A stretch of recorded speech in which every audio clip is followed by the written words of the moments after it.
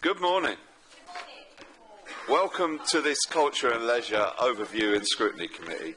I'm Councillor Murray Turner and I'll be chairing the meeting today with my Vice Chairman, Councillor Barry Dobson to my left, and to my right is Democratic Services Officer Amy Pride.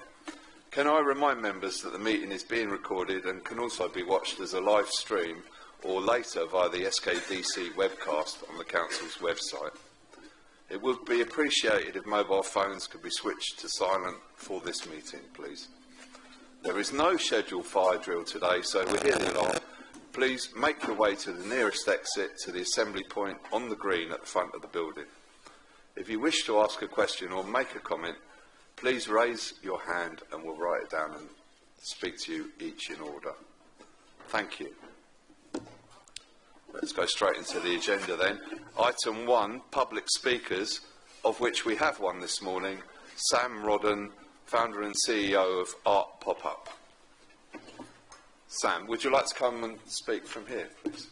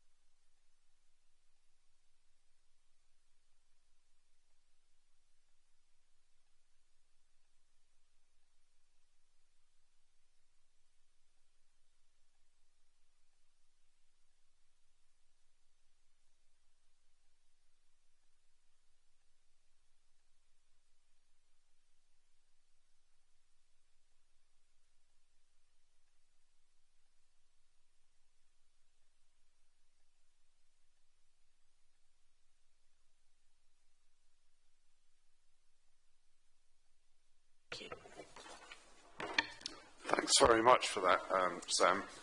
I think, obviously, we're not going to take questions on this or anything, but I will refer you to the Assistant Director of Leisure and Culture, Karen Whitfield, and she'll get back in touch with you, and we'll see if there's anything we can mutually do together. Thanks very much for speaking. Moving to item 2 on the agenda, are there any apologies for absence, Amy? Thank you, Chairman. We've received apologies from Councillor James Denniston and Councillor Philip Knowles, and Councillor Tim Harrison will be substituting for Councillor Denniston today. Thank you. Thank you, Amy. Are there any declarations of interest relating to today's meeting from any councillors? No, good, thank you. Item 4, minutes from the previous meeting. Presumably we've all read the minutes from the previous meeting. Could I have a proposer to accept those minutes? Councillor Ledlam, thank you, and a seconder as well, please. Councillor Knight. All those in favour of accepting the minutes? All those against? And abstentions? 2 abstentions. Thank you. And item 5, minutes from the extraordinary meeting. We've all had sight of those. Could I have a proposer to accept the minutes from the extraordinary meeting as well, please? Thank you, Councillor Knight. And a seconder? Councillor Ledman, thank you. All those in favour? Against? And abstentions? 3 abstentions. Thank you. Amy, updates from the previous meeting. I believe all of the actions are completed on the action sheet within the agenda. Thank you very much.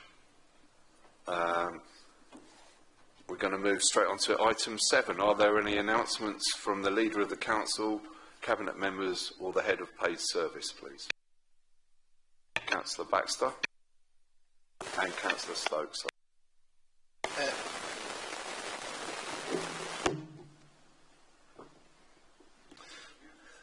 Thank you, Chair. I just want to say something about the Thatcher Fest, because it is this week and it is going swimmingly, and it's better than even I thought it was going to be. We've already seen performances by folk singers, punk poets, including Attila the Stockbroker. Last night was the Queen of Soho drag performance. We have had coverage on BBC Lincolnshire, 5 Live, Politics North, The Telegraph, The Big Issue, The Guardian, Sky, with more to come later this week, all promoting Grantham. Today we have Edwina Curry giving 2 performances, including in the afternoon we've got schools, I think the Priory Ruskin and also the KGGS. We had a visit from a leader of a national political party on Monday at the King's Girls' School, which obviously got publicity far and wide. We have later in the week a lecture on Anglo-American relations, to which we have a school from Horncastle, their 6th form politics group is coming down to listen to the professor talking about what happened at the end of the Cold War. We have a brand new production from the Grantham Dramatic Society called Living Over the Shop, an evening of poetry and music featuring Billy Bragg, who is Britain's foremost Billy Bragg tribute act, and possibly the only Billy Bragg tribute act in the country. And on Saturday, of course, we have the Free Sounds of the 80s event alongside Grantham's regular market in our shiny new marketplace. So all week we have Thatcher-themed town walks, and all through October the Union Street Gallery, which is a self-funding gallery, has a free-to-enter Thatcher-inspired exhibition of original postcards, posters, paintings and punk propaganda. So please do and support all these events. I'm telling you this because it's doing what it said on the tin. Thatcher First is promoting footfall in Grantham Town Centre and igniting political debate. Thank you very much, Leader. Councillor Stokes. Thank you. I think we should acknowledge the Grantham Market from last Saturday in this particular meeting.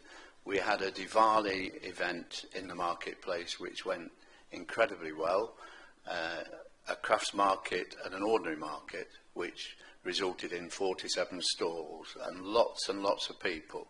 Despite potential comments, will it work, won't it work, it worked exceptionally well. I mean, the weather was kind, and I would like to compliment the groups that put that together, compliment councillors Bailey and Harrison for the efforts they've put in bringing that to us, and Karen Whitfield and the team for putting on that event. It was a truly magnificent event, and I do promise here and now that my Bourne colleagues, we will eventually get going in Bourne. Once that work at the town centre's finished, we will make sure we put equal efforts into the Bourne market.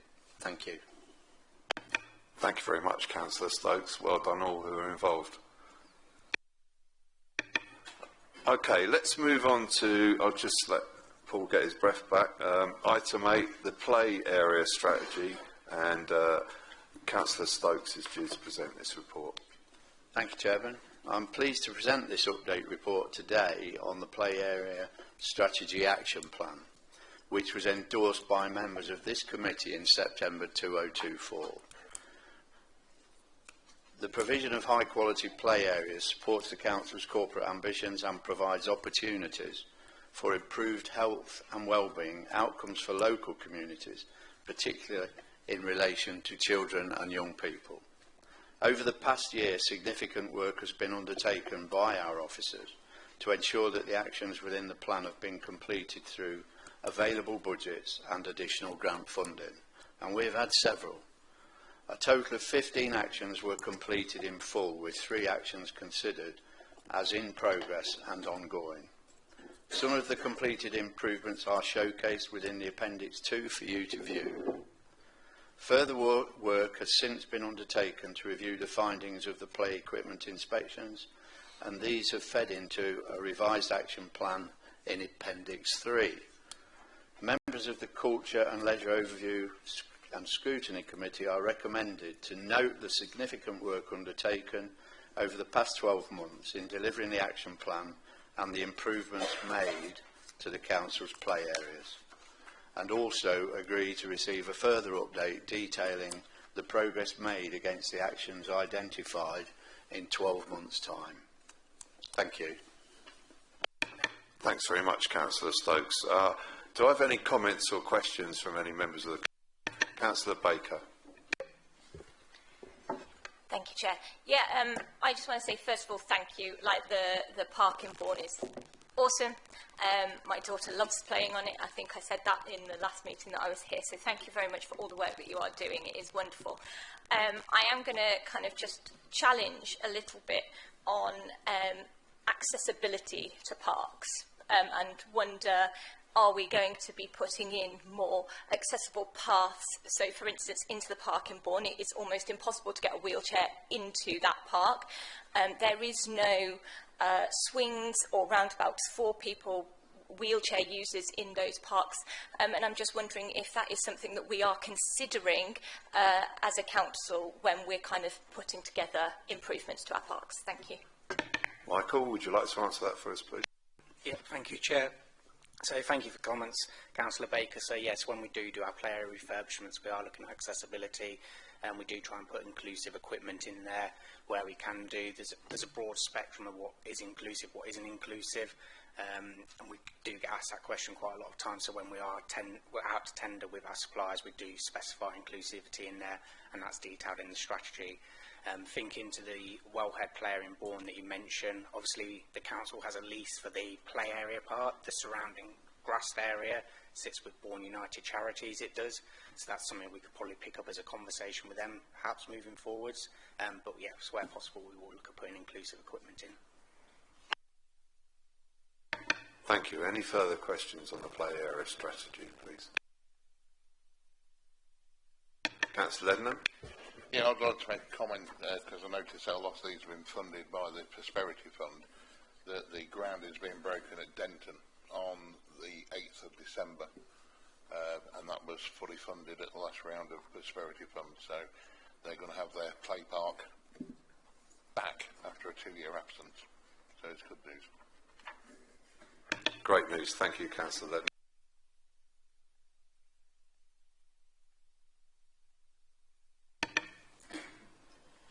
There's some great pictures of play parks in the strategy. It's really good, well presented, and I'd like to thank the officers for preparing the report for us. Okay, if there's no further questions, we're going to go on to item 9, the Grantham Parks update, which I believe is you again, Councillor Stoke. Thank you, Chairman. Yes, this relates to Grantham's principal parks, because Grantham is the only place that really has the principal parks that aren't run by other bodies. I'm pleased to present this report today, which provides members of the committee with information relating to each of the 3 main parks: Wyndham Park, Queen Elizabeth and Dysart. Each of the parks offers something different for our residents and visitors to the town, helping champion our district in being a clean, green and healthy environment for future generations, as well as providing multiple benefits for our residents' health and well-being.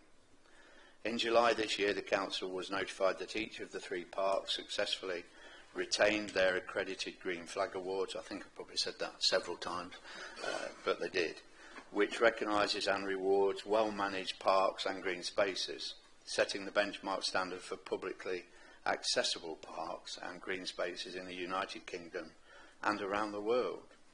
There have been a variety of events held across each of the parks during the current calendar year by the Council, charities and voluntary groups. In addition, there are a range of regular activities taking place free of charge at the Wyndham Park Visitor Centre, overseen by the Council's own group of volunteers. Following consultation with local residents and stakeholders for each of the parks, there have been several improvements made to both Wyndham and Dysart parks over the last year, which can be found within section D of the report. Since the opening of the dog exercise paddock and wildflower meadow in July this year, an application has now been made to the Green Flag Best of the Best Awards 2025 in recognition of that project.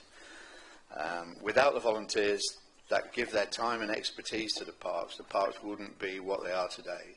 It is only right that the Council should recognise the efforts of those volunteers. On the 19th of August, the Council hosted a celebratory afternoon tea in Wyndham Park, which recognised all the hard work and efforts of the volunteers and officers involved with maintaining each of those parks.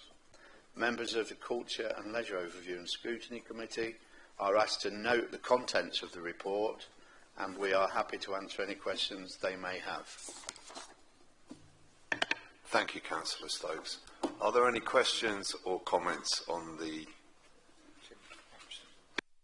Councillor Bailey and then Councillor Harris. Thank you, Chairman. Just one thing that I spotted in here in 2.24, it says that Dysart Park is often referred to as the forgotten of the 3 parks. I guess in my ward I've got Queen Elizabeth. I guess I'd argue that Queen Elizabeth is now the forgotten park. I think over the last 5 years, Dysart Park has had around 3 times the funding of Queen Elizabeth, and if you look at the amount of events that we've had in Queen Elizabeth Park, there's only 1 event there. So I don't know, looking forward, if we could kind of look to maybe promote and do more things within Queen Elizabeth Park. Obviously, it's an absolutely lovely park. I enjoy cycling through it with my son, obviously most weeks. But yeah, maybe we could just look to, I know I've always been asking for more facilities in Queen Elizabeth Park, and I know funding is tight, but if there's anything that we can do for Queen Elizabeth Park, I think it would certainly enhance the top end of our parks. I know we've been working at the bottom end at Dysart Park, but if we could look at the top end, if that's possible in the future, that would be much appreciated. Thank you.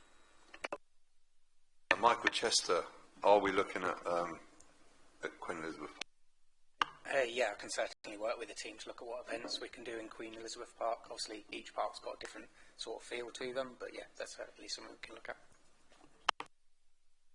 Councillor Harrison. Thank you, Chair. Contrary to what Councillor Bailey said, possibly he didn't realise because he's not lived here for so long, but Garscott Park has lost a lot of things over the years. We've lost a swimming pool, cricket nets, bowling greens, everything. So I think it's right that Garscott Park is getting this money spent on it at the moment. But I want to recognise the work that's clearly going on in our parks, particularly the efforts to keep them well maintained and keep these awards coming through, and that make them more welcoming for the community. It's encouraging to see investments in the physical environment and the programming that's going on down in the parks, and it shows a real commitment to keeping these spaces green and I'd say the heart of social life. I myself have seen the footfall in the parks grow massively in the last sort of 15 years, really blooming now, and I'd love to see another cafe at the other end, and we can have a long walk through from cafe to cafe. That's the sort of thing I'd like to see, but just like to commend the staff on the work that they've done. Thank you. Would you like to come back, Councillor Bailey?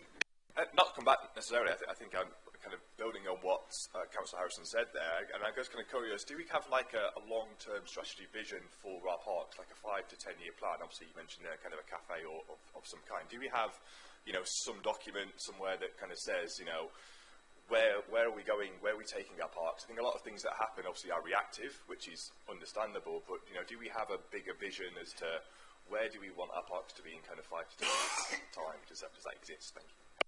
I think that we have got a strategy for it, but I'm sure that Michael Chester is just going to explain it. Thank you, Chairman. So yes, we do have a park management and maintenance plan we do, so that covers a 5-year period, which gets reviewed every year anyway, and updated, but it covers that next 5 years that we're looking for, and that links in with Green Flag as well, and we take on the feedback from the consultations, the Green Flag visits, park users' feedback in that, and trying to build that plan moving forwards as well. Councillor Bailey? My only ask is, can that be shared with the committee, just to understand kind of where the vision of the parks is? I'd be curious to know what I should be looking forward to in the future. Thank you. Good question. Thank you. Any further questions or comments on parks? Wonderful. Thank you very much.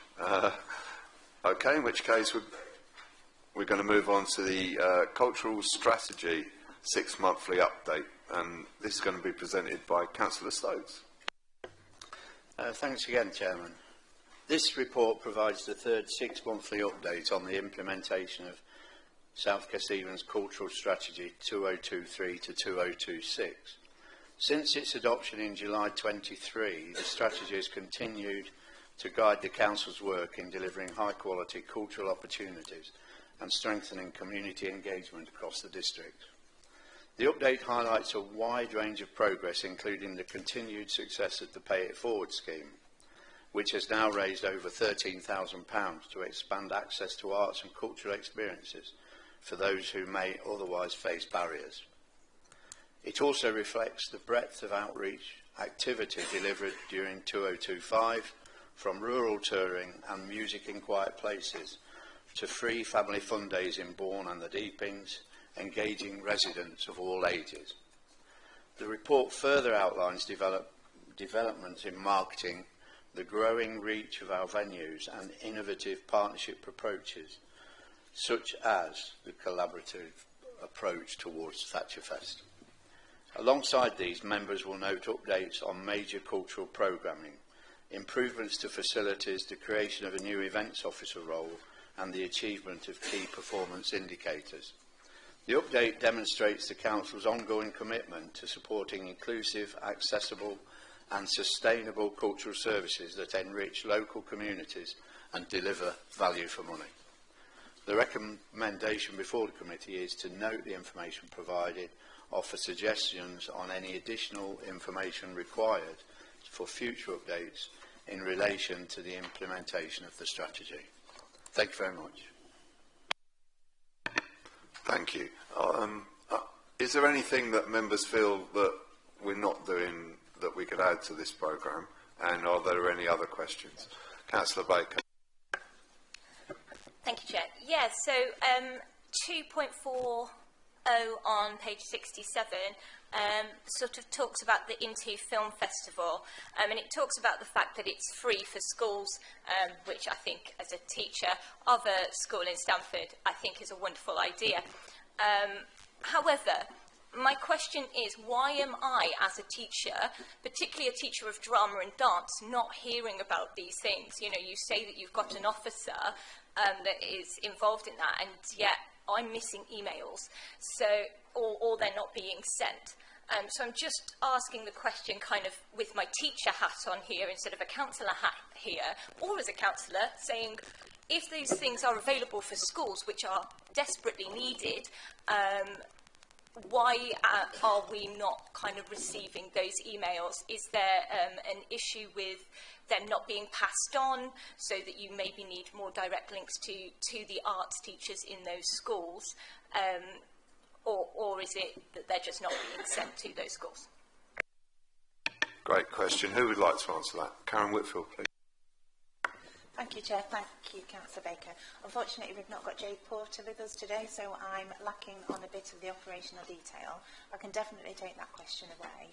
It might be with the Into Film Festival that's been privately organised and we're just providing the space, but I do take on board your comments. Even if that is the case, then we need to just make sure that that communication is getting out far and wide. So, yeah, yeah, there's an awful lot of good that goes on, and actually one of the links with schools I think could be a key focus going forward in the marketing strategy that's being developed. So I'll happily take those comments away. Thank you. Councillor Harrison. Thank you, Chair. I've got a comment as a ward councillor. I think particularly in Grantham it's particularly positive to see the cultural strategy gaining momentum. All credit to Karen and her team there. And especially the way it's linking with heritage and arts and community activity. Even Councillor Baxter's got well involved with the new arts project that's started in Grantham and that. So, and he's got one of the pictures up on his wall in his office. So all that sort of thing is really helping. And there's a variety of partnerships now that are being developed. I think it's the kind of joined up approach we need. But I've got a question. I don't really know whether it's for Karen or for Councillor Stokes. Looking ahead, this is speaking as a district councillor, how will the strategy make sure that the smaller towns and communities benefit as much as the main urban areas are of what's going on now? The main urban areas are getting real benefit. How will we filter that down to the smaller areas, please? Brilliant question, Councillor Harrison. Who would like to answer that, please? Karen Whitfield. Thank you, Chair. Thank you, Councillor.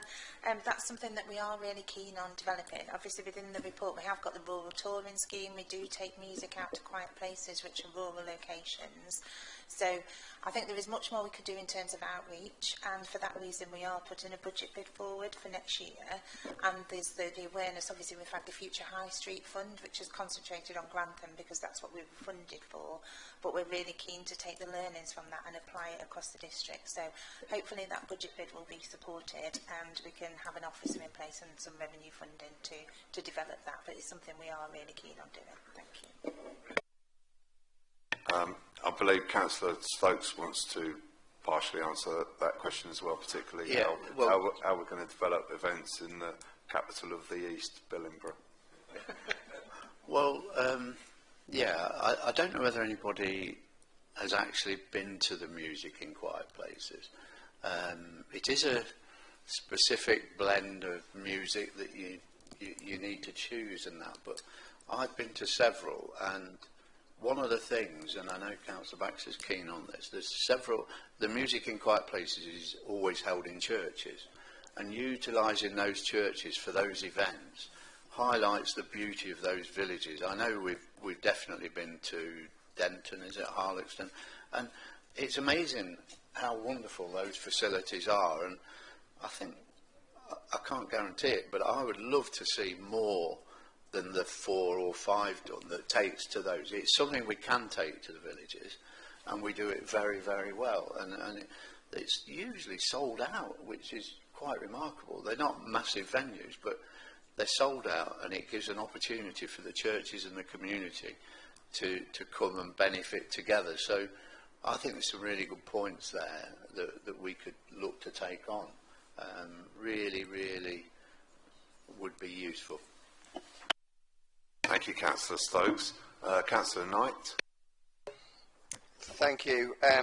Thank you to Karen and Jade as well, and Paul for all the work that's gone on. I really feel like the arts and cultural element of what the council has really gone up in the last couple of months. So from the back end of the summer onwards, all I have heard is positivity. It's been quite astonishing, including things that I think people were possibly a little bit sceptical about. And I think that a lot of the things that have been tried over the last couple of years, I think that lessons have been learned from a lot of those things. We've had a few events with bad weather, I understand, which is just sod's law. There's not much you can do about that. But thank you very much for all the work that's been done on Thatcher Fest. I know it must be painful for Councillor Baxter, but I think that Councillor Baxter has been exemplary in the way that he has promoted this, while always maintaining. I absolutely do not support Margaret Thatcher, but I do support Thatcher Fest, and I think that has been outstanding. And although even he and I will disagree on many elements, I think that the way that he's led the council through this specific activity is, you couldn't have asked for more. A particular thanks, like I said, to Karen, Jade and Paul for the work that you've done behind the scenes, along with all the different community groups. So a big thank you, a big pat on the back from me. Thank you very much. Thank you, Councillor Knight. Councillor Bailey. Thank you, Chairman. Just looking at some of the detail, on page 70 we've got the attendance numbers at the venues, and I did spot, obviously, you've got the Guildhall and Stamford Stamford's showing, I think, a 20% increase year on year on ticket sales, which is fantastic.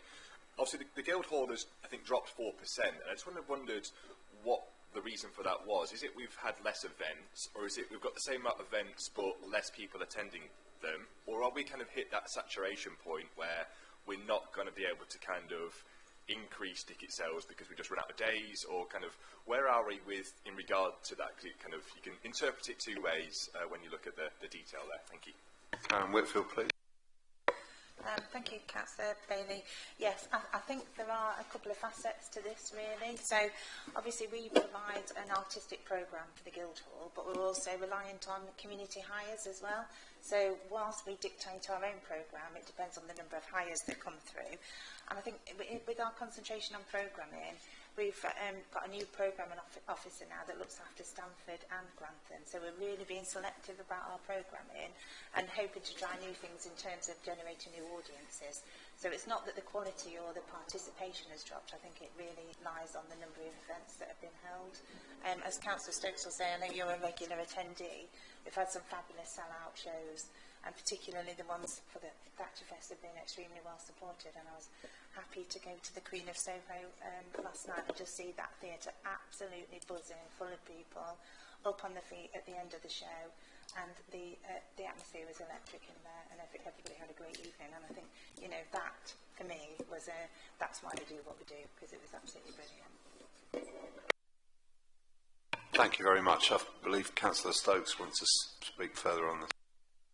Yeah, just to back that up as well, we host several local drama groups and one thing or another, and I think that's a wonderful thing that we do. But in doing that, sometimes we potentially peg ourselves slightly down on attendance, because optimism is a wonderful thing, and some of the local groups sometimes book for 3 nights plus a matinee on the Saturday and an evening show. I think there may be a discussion to be had to say, look, don't you think you might be better off Thursday, Friday, Saturday? Because I went to one. It was great, absolutely brilliant. It was only halfway through I was told it wasn't meant to be a comedy. But listening to the person shouting from the side was wonderful. So I got told off.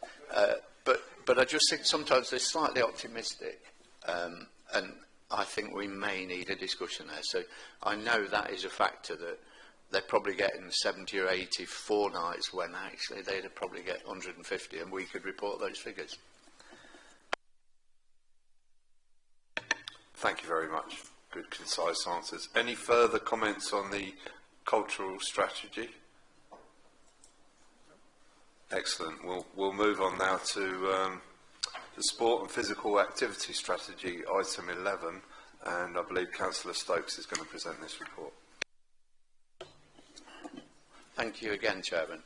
I'm pleased to present this report to the committee, which provides an update on the progress of the Sport and Physical Activity Strategy 2021 to 2026.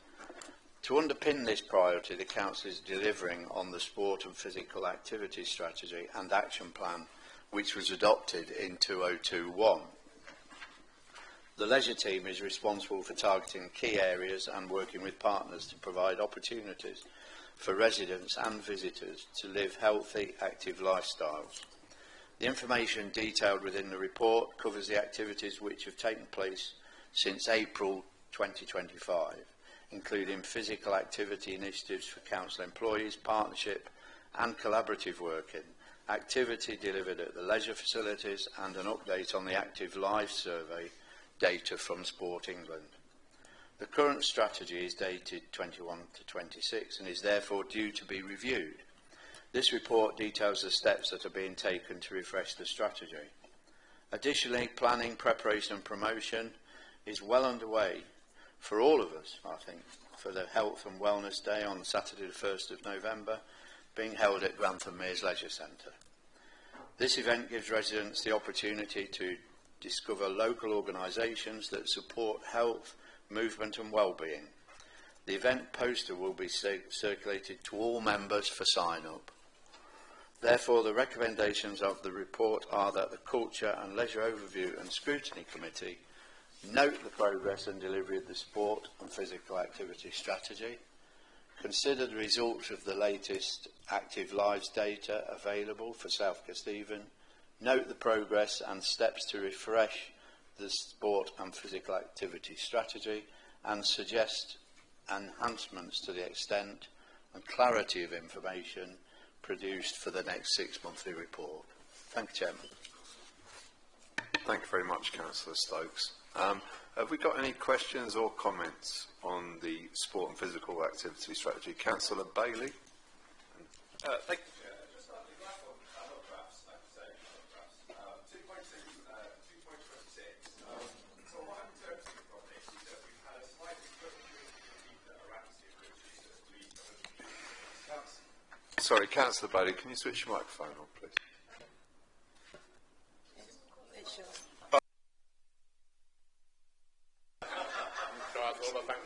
Stop hogging the mic, Paul. Yeah, sorry, I was saying that I love graphs.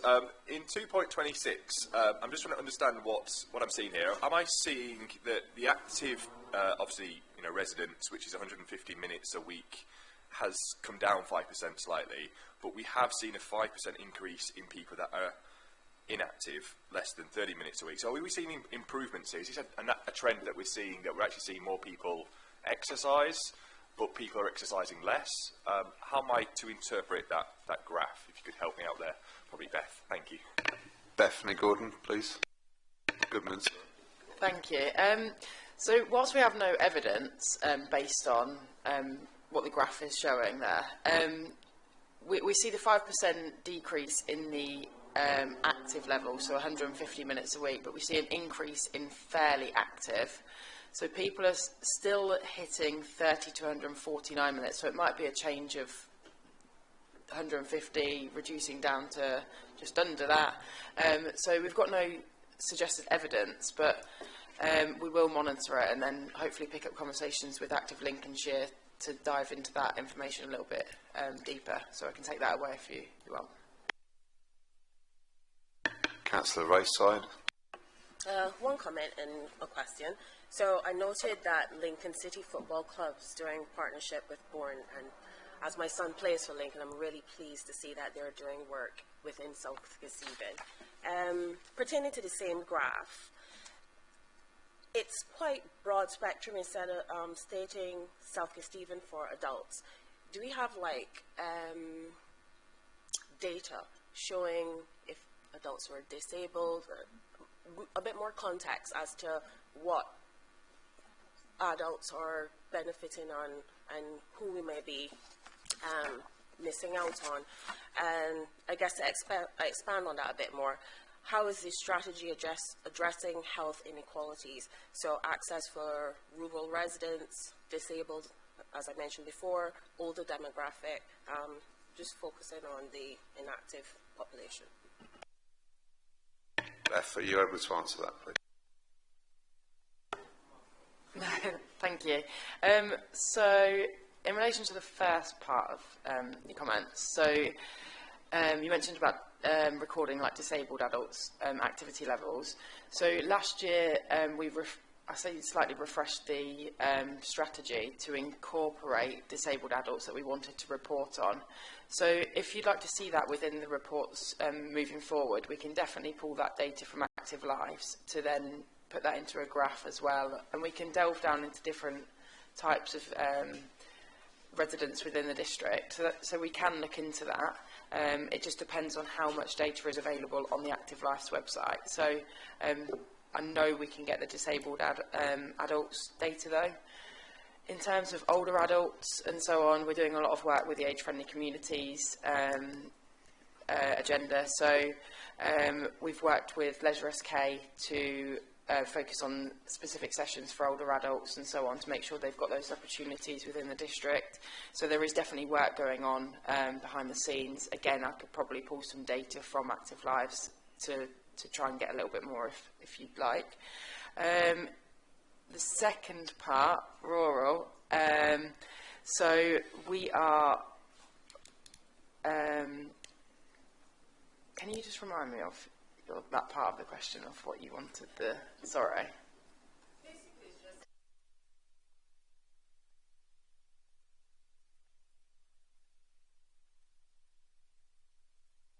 Sure, apologies for that. Yeah, no worries. So Active Lincolnshire at the moment have a universal place offer that's coming through Sport England. So there is, I believe, 500,000 that's going to be pushed across 4 districts. So they're pulling together a plan of action at the moment. They've pulled together a plan on a page. So I think delivery will start early next year. So we can hopefully tap into those rural areas a little bit more, into villages. So there is definitely ongoing work in the background with that.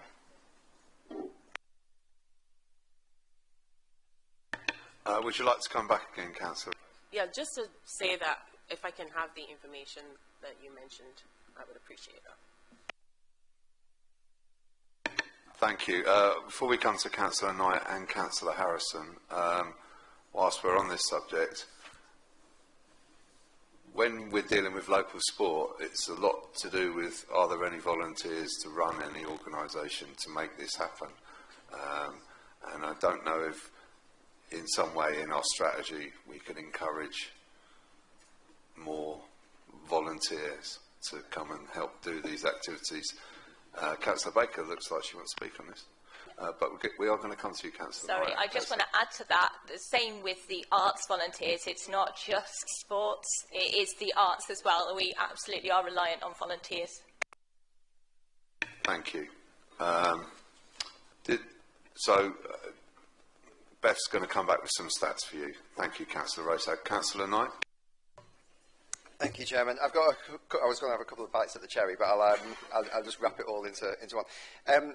Firstly, could I just ask what the definition of activity is, in the sense that, for example, when I sort of ran from the car park here and ran into Karen in the kitchen and she commented how out of breath I was, does that count as physical activity? Does that push me towards the active level? The second thing was on the chart that specifically references children and young people. I'm just very sceptical about that, because I mean, I think that I see kids running around in the playground all the time. I mean, if they have 2 15-minute breaks plus a half-hour lunch break, that's an hour in a day, and they haven't done anything, and they haven't done a PE lesson yet. So I'm just thinking that, to me, that seems sort of artificially low. I'm not sure how they're measuring that. The other point, unconnected, but it follows on from what you just asked, Chairman, I was going to also mention volunteers. So a couple of weeks ago, I actually had a conversation with someone from the Lincolnshire FA, and they were saying how recruiting volunteers for them, and they know it's the same in other team sports as well, in particular, particularly ones where they have big groups of kids, so your crickets, your rugbies, your netballs, and so on. they really do suffer from a lack of volunteers, and there are different sports clubs that are almost having to cap recruitment of children because they don't have the volunteers to be able to coach and train for safeguarding purposes. So I think it would be good to get something like that in. But on the positive thing about that is that they did say to me that the relationship that the Lincolnshire FA has with SKDC is stronger than any other council in the area, and they think it's quite exemplary in terms of how that relationship works. You know better than I do whether or not that suggests that maybe the others are very weak. I don't know, but it was definitely a compliment that SKDC works very well on this. Thank you. Thank you. Councillor Harrison. Thank you, Chair. Yes, I mean, it's great to see the clear focus on increasing participation. My question is, moving forward, what's the plans to engage and enact the least active groups that we've got there? Do we have an actual plan on that, trying to engage the least active? Before you answer, Beth, if you could answer both Councillor Knight's point about how the figures are counted for the child's activity, and then do Councillor Harrison. I just want to save up a bit of work for you so as well. Thank you. So, Councillor Knight, in terms of your comments about running from the car to the coffee machine, so there's activity levels that are classed as like vigorous. So if you were to do, say, 75 minutes vigorous activity, it also equates to 150 minutes of moderate activity. So moderate is just when your heart rate's increased and elevated. Vigorous would be, say, if you're doing like more of a HIIT session or playing football or something that's a little bit more vigorous. So hopefully that answers your point there. And then active lives, the children and young people, again, that comes from Sport England. I guess it comes from the data. So in the playground, not everyone is running around. Whilst we see it all the time, a lot of people might just be sat there reading a book, I guess. But we could look at that a little bit more. We are building some relationships with school contacts. So Councillor Baker, actually, about your point of contacts with schools, we've always struggled within sport and physical activity to find those right contacts within the schools. But we have. I'll pick that up. But we've actually built some good connections over the last couple of months to get into the right department. So hopefully we can understand a little bit more moving forward. And then Councillor Harrison. So the least active and targeting those areas. I think that will come through the universal. Yeah. So I think that will come through the universal place offer through. Active Lincolnshire and Sport England with that funding that's available. So we'll dive more into the data of where those areas are, and then hopefully be able to work with those groups a little bit more. And sorry, one more point on that. I know Positive Futures, funded through Lincolnshire County Council, do a lot of work with targeting those areas that are in need and more deprived areas. So we try to work with them to identify those areas too.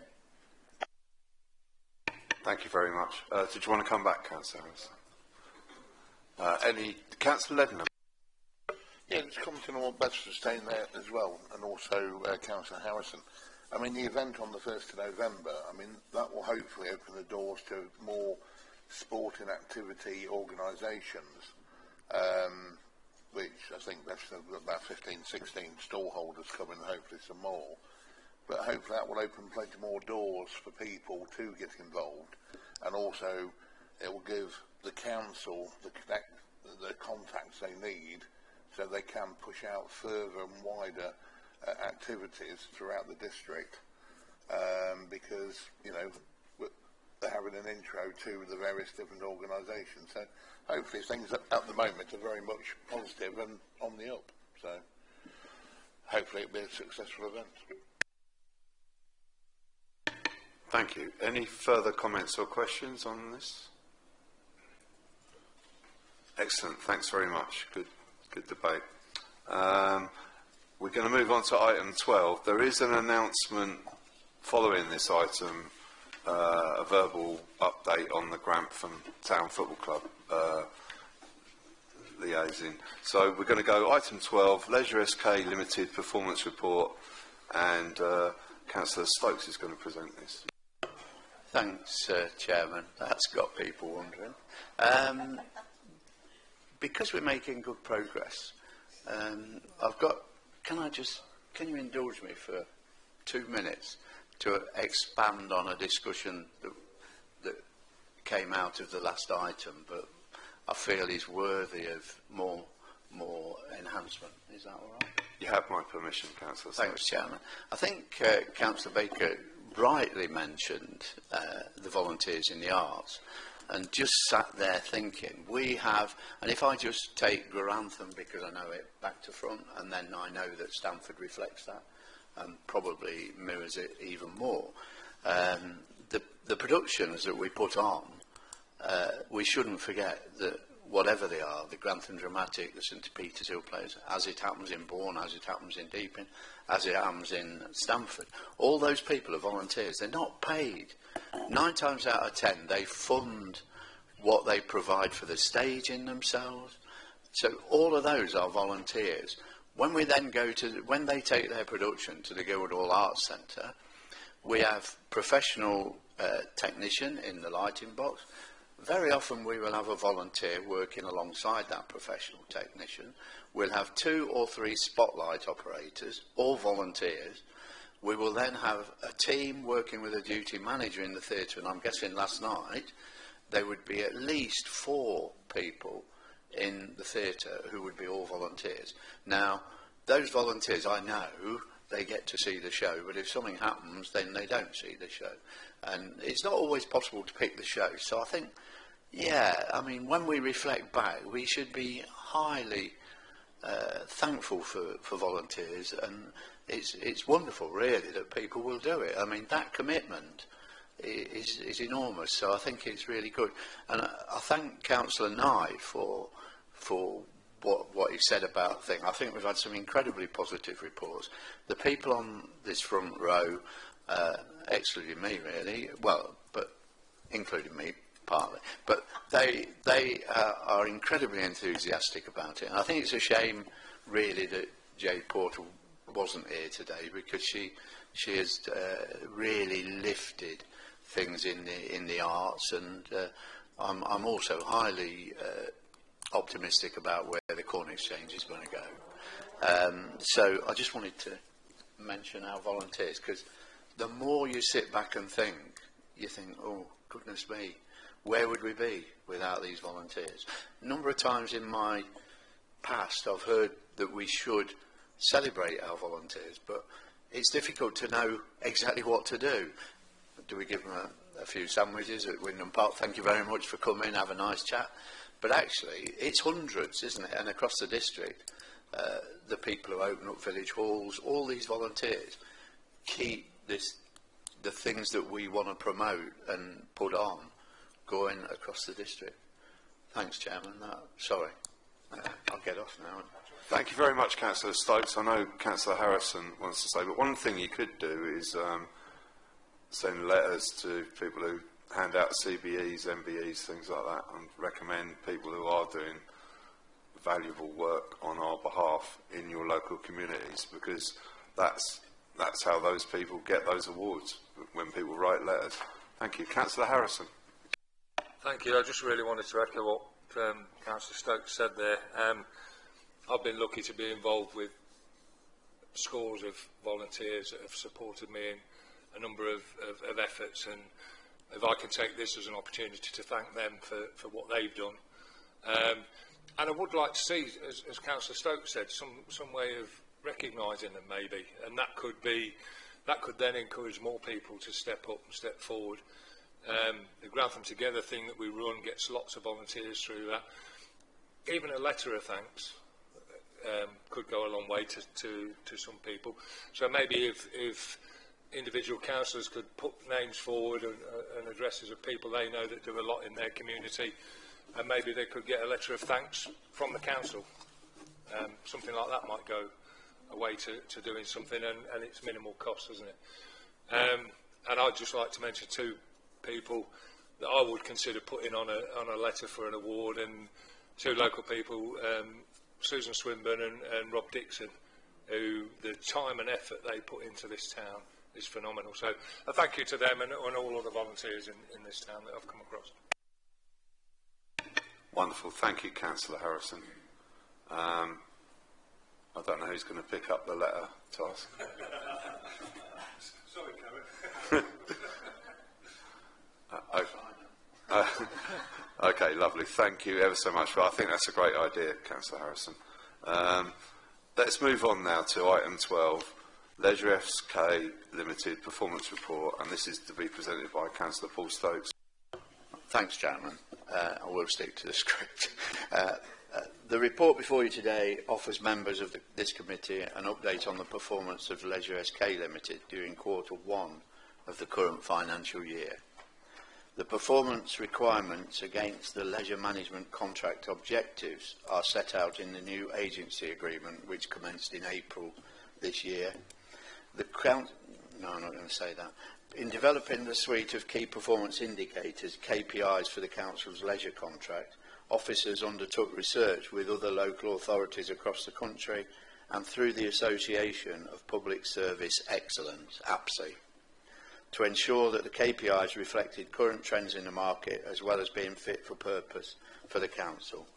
As some of the KPIs have changed from the previous leisure management contract, which ended in March this year, the data for Q1 shown in the appendix will therefore form the baseline data for which the future performance of the company will be measured against. It is not a measure of how the company is performing against each individual KPI currently. Officers continue to undertake regular monitoring visits of each of the centres and sports stadium, raising any issue requiring rectification with the centre management team. However, should the Council be responsible for the rectification, as per the terms of the contract, this is reported internally to the appropriate service area. Members of the Culture and Leisure Overview and Scrutiny Committee are asked to note the contents of the report, and they are happy to answer any questions you may have. Thank you very much. I know Councillor Bailey's got something to bring up with relation to the operation of one of our leisure centres, and I don't know if it's going to be at this moment.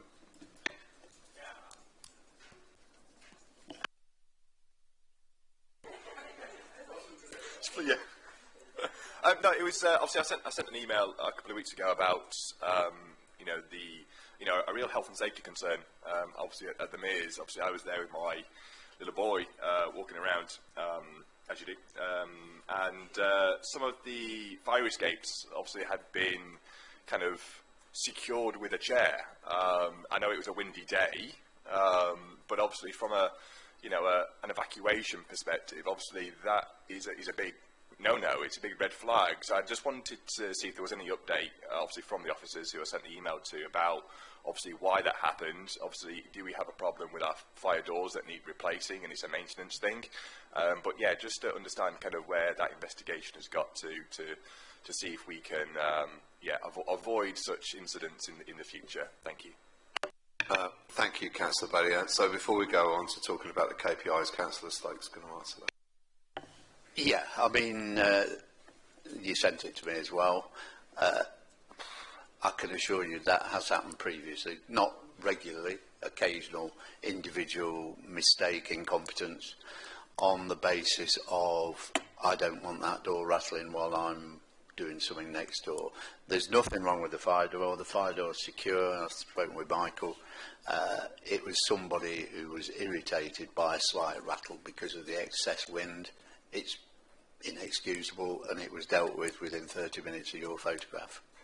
I was there after you, and it wasn't there when it was done, but it was a human error.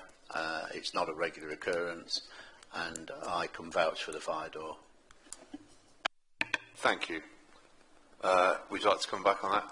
Just briefly to say, obviously, it wasn't just one fire door; it was two fire doors. I think that was where the concern was. I wasn't going to go around and check all the fire doors in the Mears, but I thank you for kind of jumping on it and getting it rectified. And I hope that kind of I don't find any more kind of chairs on fire doors. Thank you. Thank you, Councillor Knight. Thank you. Different topic, everyone's favourite topic of cleanliness and maintenance. I appreciate that we've got the maintenance the maintenance grant thing that we're going to be discussing, I think, presumably at the next meeting. The whole, what do you call it? The reserve, the leisure maintenance reserve. Yeah, that's presumably going to come up at the next meeting. One of the things that has come up in sort of discussions around that topic is obviously that you can completely refurbish the changing rooms. You still try and take away the fact that people tread mud in there. There's maintenance issues. Could we have possibly a bit of a review as to how maintenance and cleanliness items are logged on a sort of immediate basis? So, for example, if a locker door was to fall off in a changing room anywhere on our estates, what happens? From that moment that falls off, who logs it? Who comes along and sticks the tape around it that says, caution, do not touch, it's damaged? Because I think that there's a perception that there's a bit of a time delay between something happening and something actually being fixed.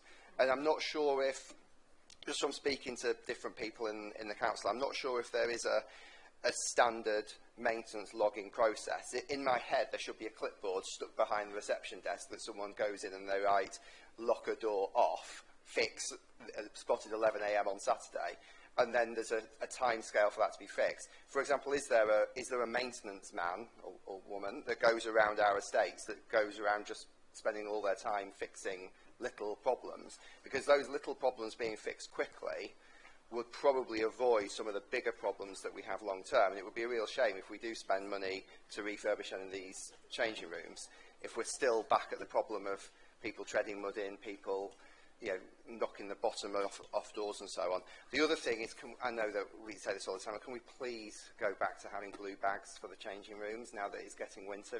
It genuinely does keep the place cleaner. If people put blue bags over the feet, it's dropping again. It's been very good for the last few months, but again, it's starting to get dirty now.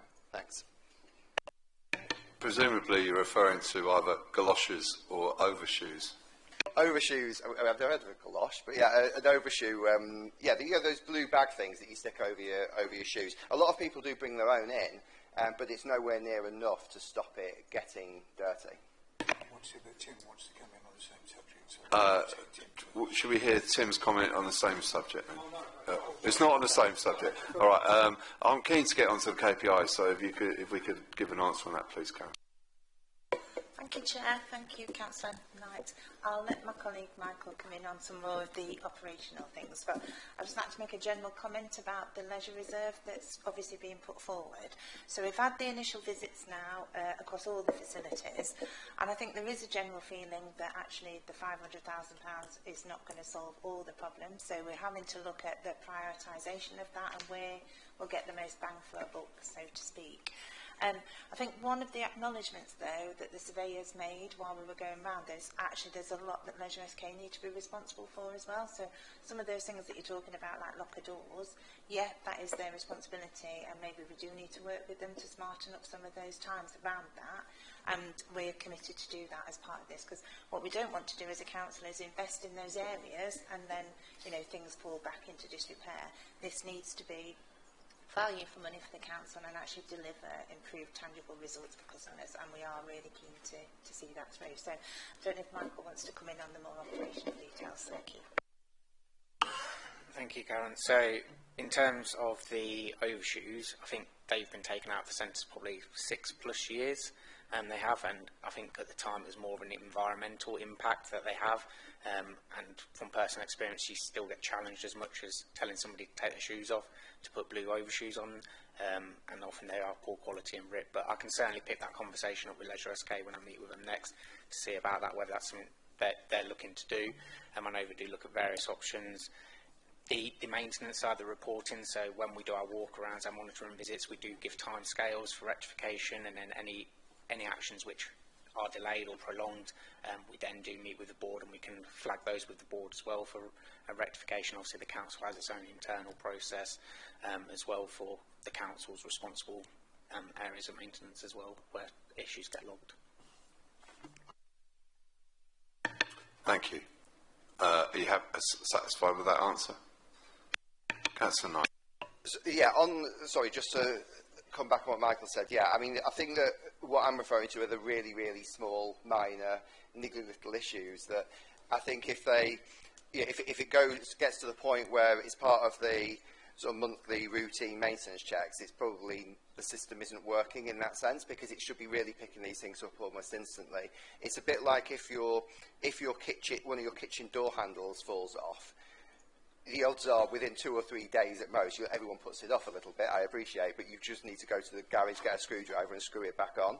And I think that we possibly just need to, like I said, just revisit some of those simple maintenance techniques, because in my view, these things are very routine and should just be done as soon as possible. And I just fear that there's maybe a bit of a brick wall being hit, and possibly the Leisure SK being sort of a council-owned company, not part of the council, there's sort of an excuse possibly coming in with Leisure SK management to dither and delay a little bit, and they hit a brick wall, when in fact all they need to do is get a screwdriver. Thanks. Yeah, so Leisure SK, they do have a maintenance person, specifically at Grantham, not at Bourne or Stamford, they do. I believe they are only part-time, so they work with the centre management team to prioritise a task, but again, that's something I can pick up when I meet with the contract manager to try and review that process.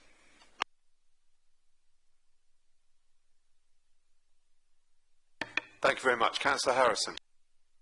Thank you, Chair. I think it's encouraging to see Leisure SK setting clearer baselines and improvement in key areas. You know, there's a massive turnaround from where we were 2.5, 3 years ago.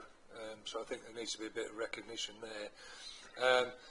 I kind of agree with what Councillor Knight was saying about the issues and reporting and stuff like that. But I mean, we as council, if you see an issue there, don't send an email and delay it all that. Go and report it to the manager there on site and say, excuse me, do you know there's a fire door being propped open with a, you know, why send an email to a councillor who's then got to contact somebody else, who's then got to contact somebody else, you know.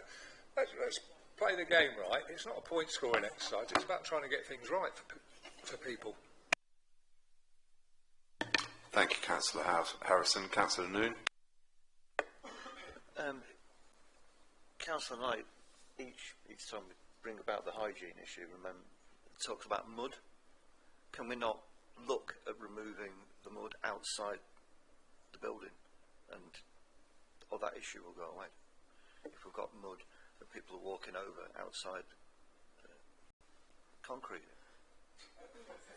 That sounds far too practical, but thank you for your suggestion. Councillor Rayside. Sorry, coming back to a comment you had made earlier, Karen. You said you did the walk around to the various leisure centres, and it was identified that the funding may not be adequate. So does that mean that there is potentially an update regarding Stamford? I'm happy to receive that in an email if that's easier. Thank you, Councillor Rayside. So at the moment we've just had some interim findings, so we've not had the final report yet. Once we have the final report, we'll meet with the surveyors, and we've sent them away to look at their prioritisation at the moment. So I think that's due to get reported back to the FIOS committee. But I think, taking on board comments earlier, the report should be shared here as well, because obviously this committee has an active involvement or interest in those leisure facilities. Councillor Rayside. Can I request that the report actually does come back here as well, please? Yes, thank you. With the Chair's approval, I'm happy to support that and bring the report once it's available. Yeah, well, fully approved. Councillor Bailey. Thank you, Chair. Just going on the KPIs, you know, that's Appendix 1. Yeah, we've got kind of, looks like kind of the number of members, number one is number of members across Grantham, Bourne and Stamford. Obviously, Stamford's the smallest in terms of numbers here. For pay-as-you-go, they all look pretty similar. But then when you look at 3, when it talks about kind of total throughput, which seems to be members add pay-as-you-go, Grantham kind of shoots to the top. I'm just kind of understanding kind of what are these numbers trying to show? Because it looks to me that Grantham has the lowest membership, but we seem to have the biggest throughput. So how does, what is that in terms of these numbers, if that's possible for someone to explain the numbers? Thank you. Mark Chester, please.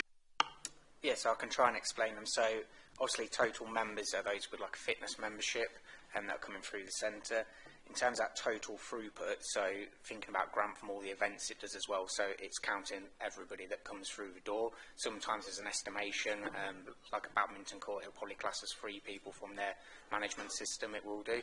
But I know Leisure SK, they're upgrading their CRM software at the moment, so they are trying to update the reports that are available to try and give us more accurate figures moving forwards. But yeah, that's how it is. Councillor Bailey. Thank you. Just another quick one on point 5, which is the swim school occupancy. I'm just kind of confused about the comment in here that we're trying to aim for an occupancy between 85 but no more than 90%.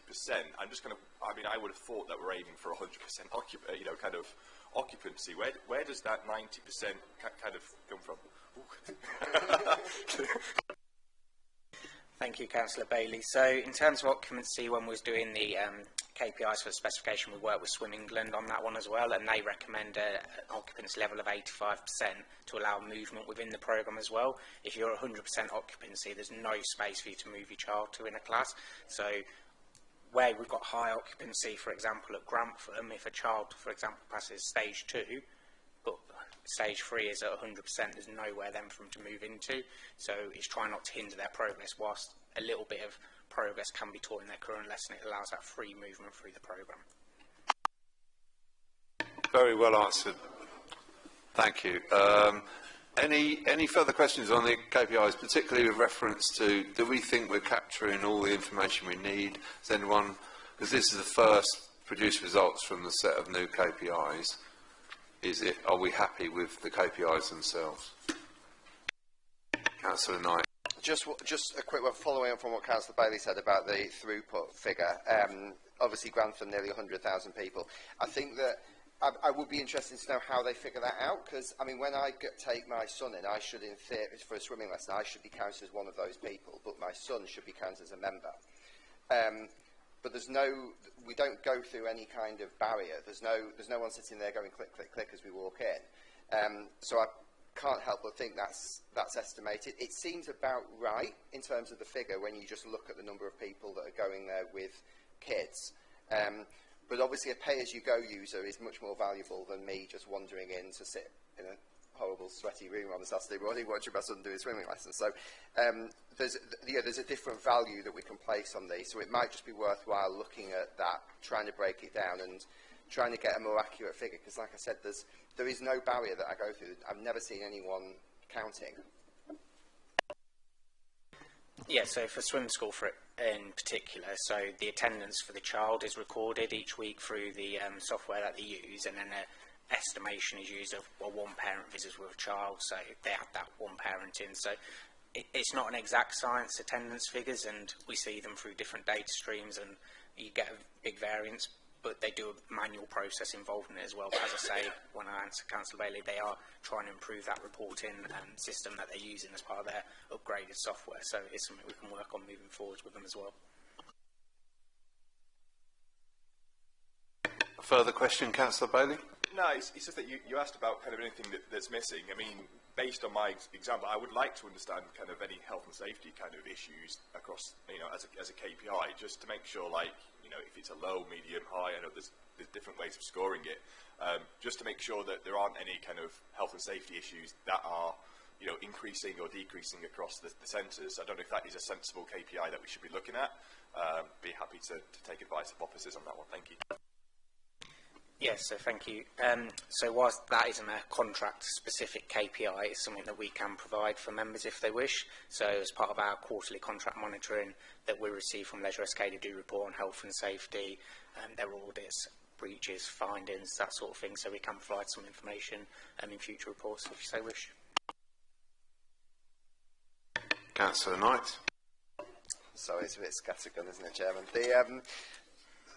We mentioned a moment ago about maintenance, and I've just had a quick scan of this, and there isn't a sort of specific maintenance KPI, and you said about how we need to sort of get Leisure SK to be a bit more bit more on the ball when it comes to these maintenance issues. Could we perhaps have some, I don't know how you'd word it, but some sort of KPI in terms of maintenance reporting? Perhaps if they just triage all maintenance reports and then had 100% within 72 hours for green and within a week for amber. I don't know, some sort of system of dealing and logging maintenance and actually getting them to actually do it rather than just kicking it into the long grass. I appreciate that there's probably some poor caretaker chap that's sort of watching this, pulling his hair out at the fact that we're talking about what they do, but I think that it's when this is one of the biggest complaints about our leisure services, we need to have some sort of KPI that can prove that from the council's point of view we're doing our bit, even if Leisure SK are not necessarily perceived to be doing their bit.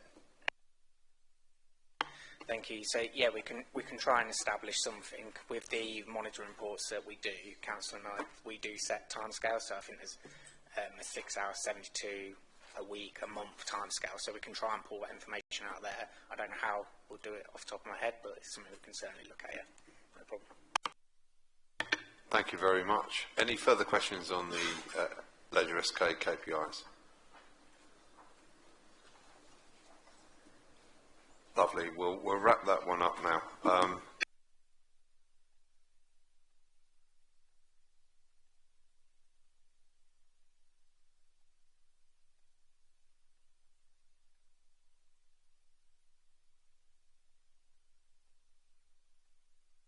Thank you. Karen would like to make a comment.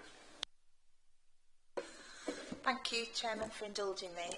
I just wanted to put on record, actually, my thanks to the team, because I think the quality of the work that goes on and the reports today has just been phenomenal. And for me to sit here and not have to actually contribute too much, I think it just is testament to the team. So, and that includes Jade, who's obviously not here today. So I just wanted to put on record my thanks.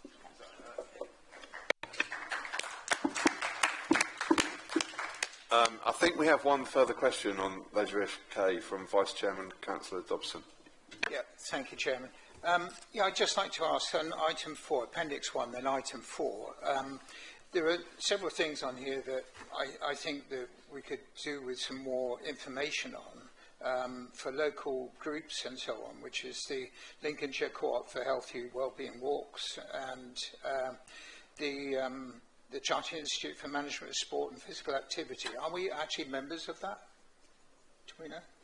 And so I think it's just here in that column, and there's nothing more there, and I think that's quite an interesting column.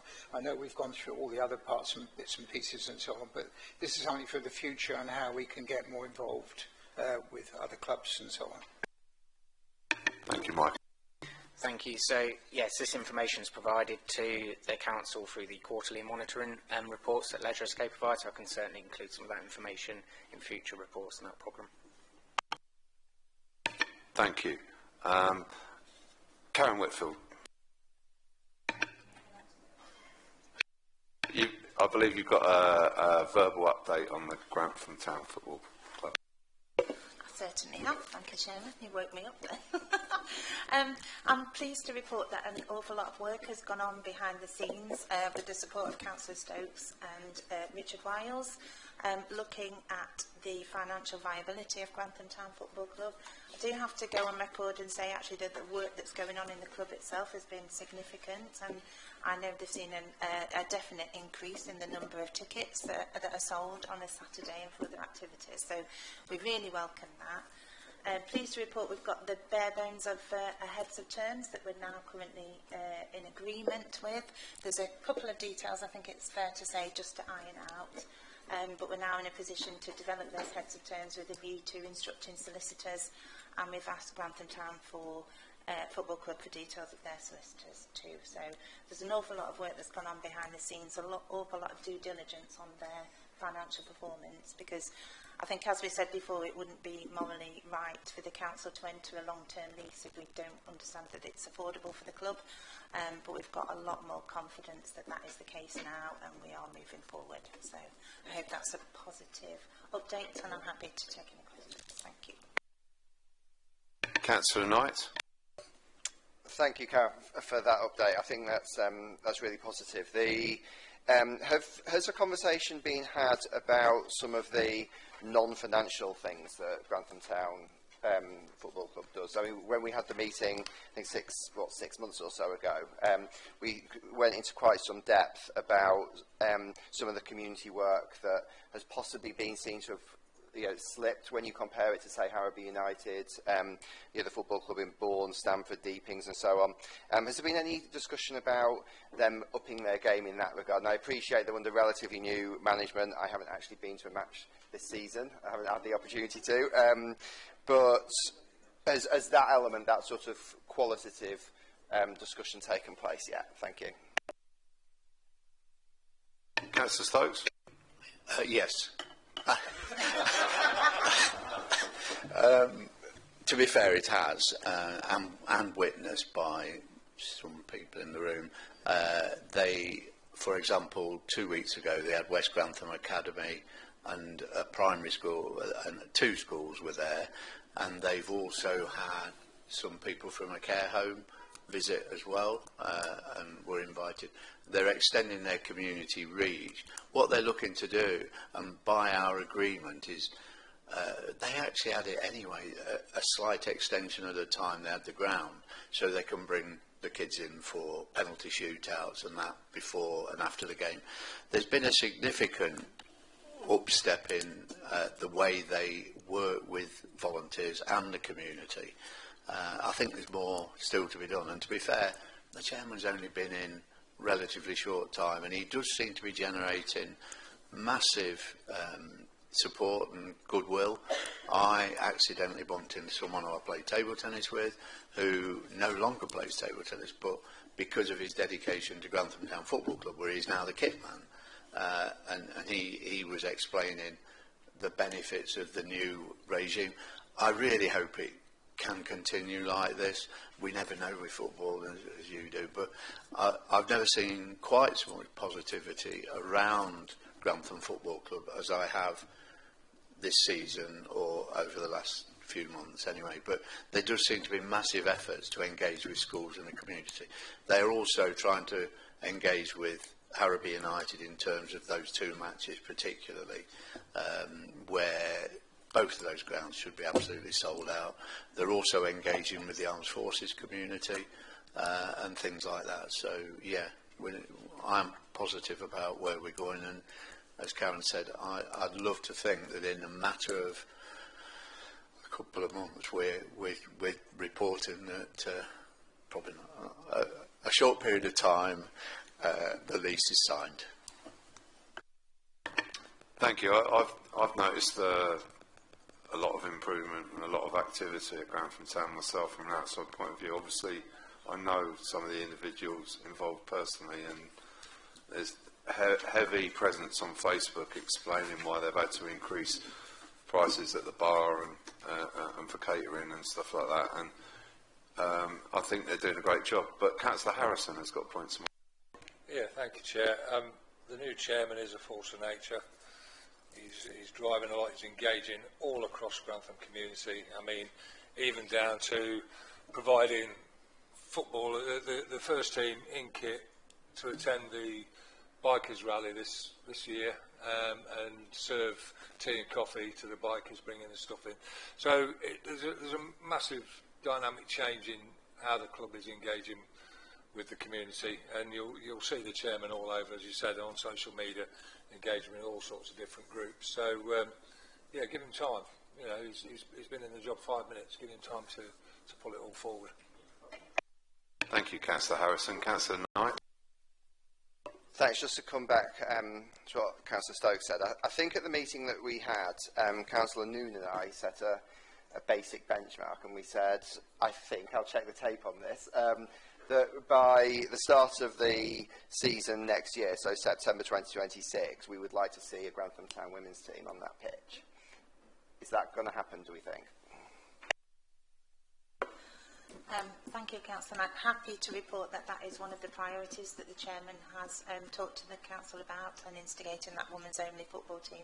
It's already got a walking football team established, so we are really seeing an uptake in that community.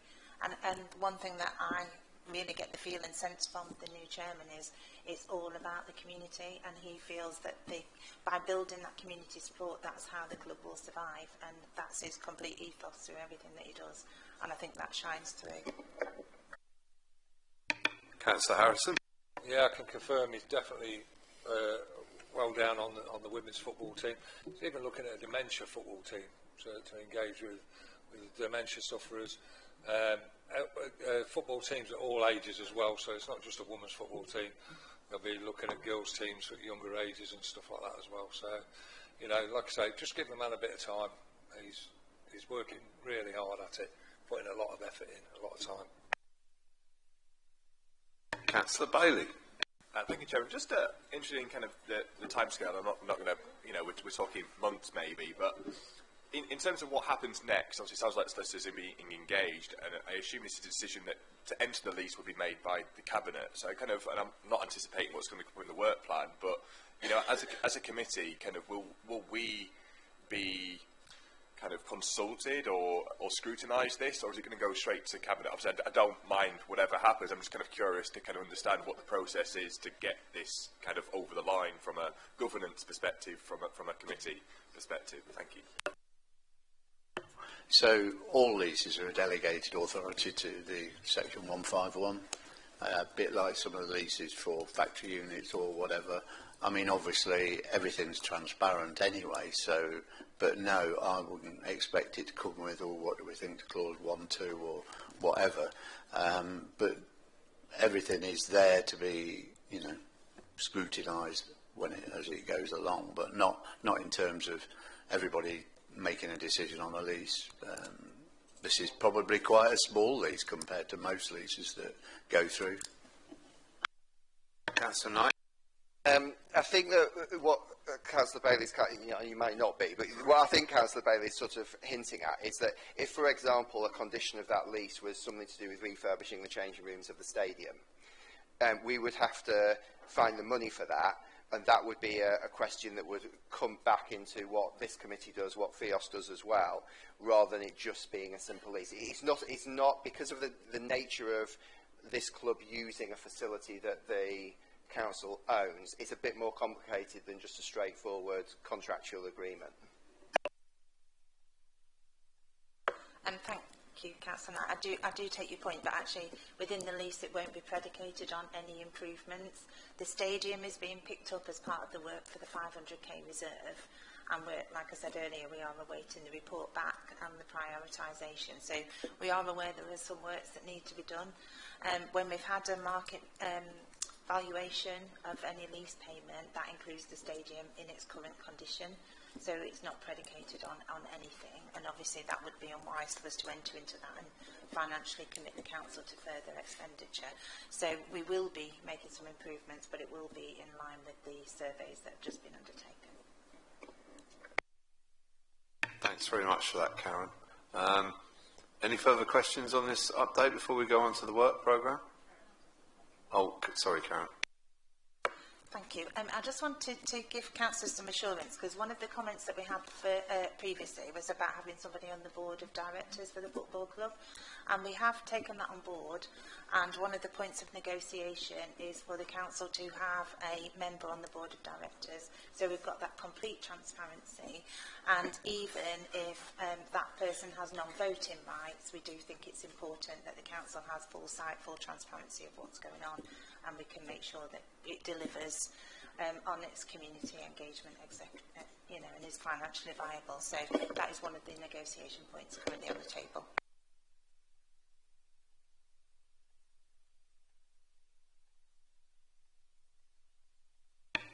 Excellent. Thank you for that, Karen. There being no further questions then, let's move on to the work programme.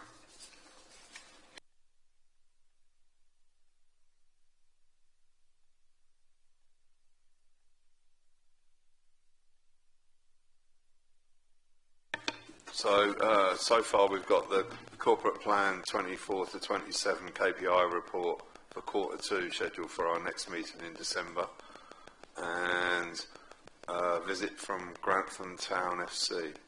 Does anyone feel we've missed anything off, or what other items? Karen Whitfield.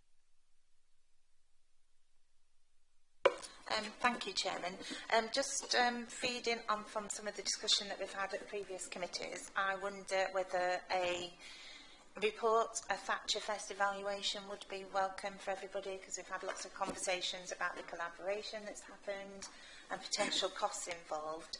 So I would welcome bringing a report back to this committee that obviously shows the benefits of the festival and full transparency on the costs and organisation, if that's acceptable. Very good idea. Thank you. Any other items that we've neglected lately that we need to talk about? Councillor Knight. Thank you, Karen. I was about to mention that. I mean, I've made no secret of the fact that I would like to see this morph into an annual festival, the sort of Hague Festival of Grantham, but focused on politics, or the Chalk History Festival focused on politics. I think that Councillor Baxter, who's scarpered. He's a spear. I think I'll tell you, he's been broadly sympathetic towards it. I won't put words in his mouth, but he's, I think, also taken the view that it would be good to have that kind of focus. And yeah, it is a Grantham thing, but I just think it's worked very well. To completely support that. The other thing I was going to say was that just before Christmas every year, there seems to be an annual tradition now where a few of us go around all the leisure centres or arts centres looking at changing rooms.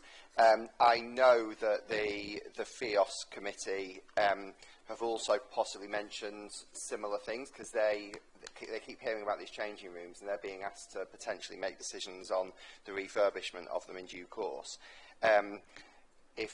If it's possible to potentially see if there's interest, because if it just ends up being Beth, Karen and I going round again like it was last year, it was as nice fun as that was. Barry was there, wasn't he? Yeah, sorry. Yeah, but I think that it would be good to give them the opportunity, particularly the FIOS committee that don't really know about this, to see if they're interested in visiting these sites before they make a decision on these things as well. I know you haven't got anything else to do, Karen, or Paul, but would it be possible to organise a visit and report on it in December, or is that too little time? No, we can certainly look at that. I think what I'd like to do is just talk to Richard and Giles, so property colleagues, see where we are with the reports and when they're coming through. But I do take the point, actually it would be good to link in something with the FIOS committee, because if you are going to be asked to make decisions on improvements, I do think that you should actually visit the centre. So I do agree that would be valuable. Happy to look at it. Thank you. Councillor Stokes, did you want to say something? Yeah, just in terms of the visit from Grantham Town Football Club, very much want that to happen, and they very much want to give us all a scarf. But I would like that to be, I don't want it to happen immediately before they sign the lease. I want to get that lease signed, so we'll just see how that runs in the next week or two, because if we had to put it back for 1 month so they can come, I don't want them explaining the reasons they want to change anything in the lease. So we need to get that lease signed, because we've been waiting forever for it, haven't we? But they very much want to come. They're looking forward to coming and sitting up here and talking about what they do. So I welcome them coming, but if we can just keep that as a flexible item. I don't mind that at all, if they haven't signed the lease by then, but it would be nice to see them here.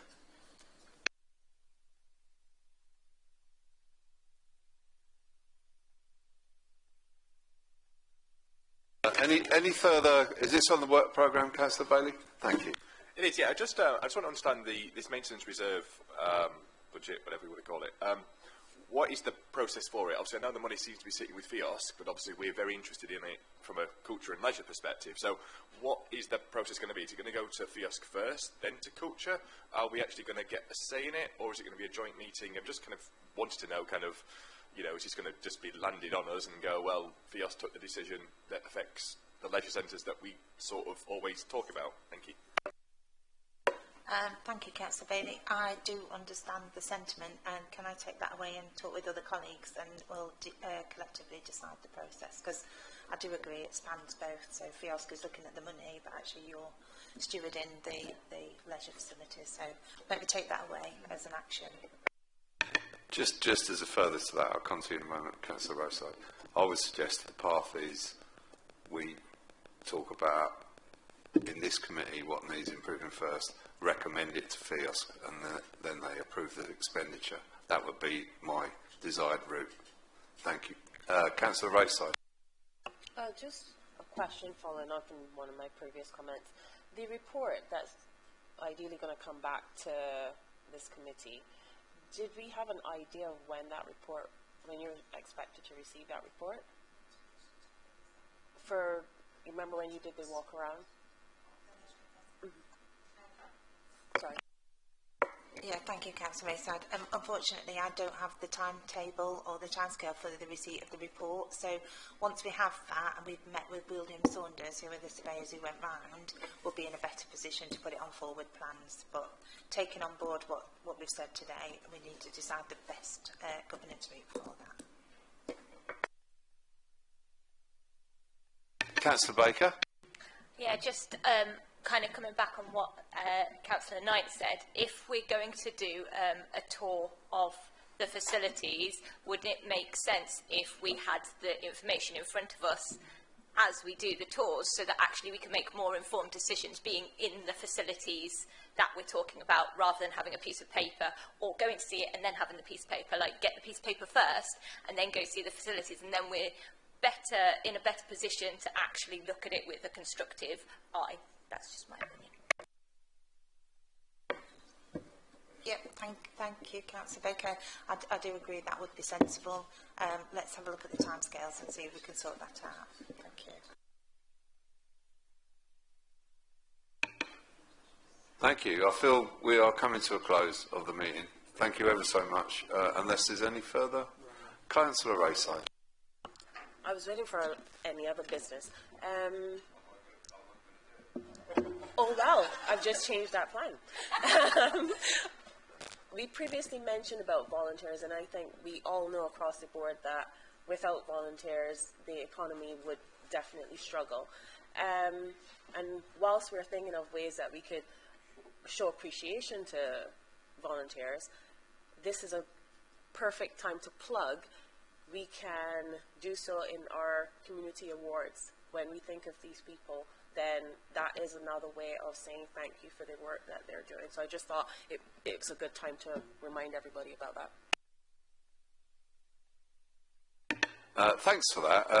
It is a good topic, and I'd just like to point to the fact that in Councillor Dixon Warren's ward, Sarah Hobbs won Lincolnshire Citizen of the Year last year, so there are other avenues and recognition boards, and that was all for voluntary work in our local community.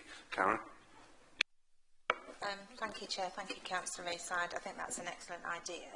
And actually this year what we're trying to do with the volunteer awards is normally we have a celebration and a ceremony in November. We're trying to turn it on ahead this time. So actually there's going to be a volunteer celebration, probably in one of our parks. We're looking at hiring a marquee and having like a picnic kind of scenario. So actually we'll get much more for our money, be able to invite much more people to that celebration rather than recognising individual awards. So it's something that we're really keen on developing, but that's Carol Drury's area, who obviously sits in my team as well now, so we'll work on that going forward. Thank you very much. Now the horny head of any other business has been raised. You've got 5 minutes if you have any other business. No. Thank you very much for coming, everyone. It's been a very enjoyable meeting.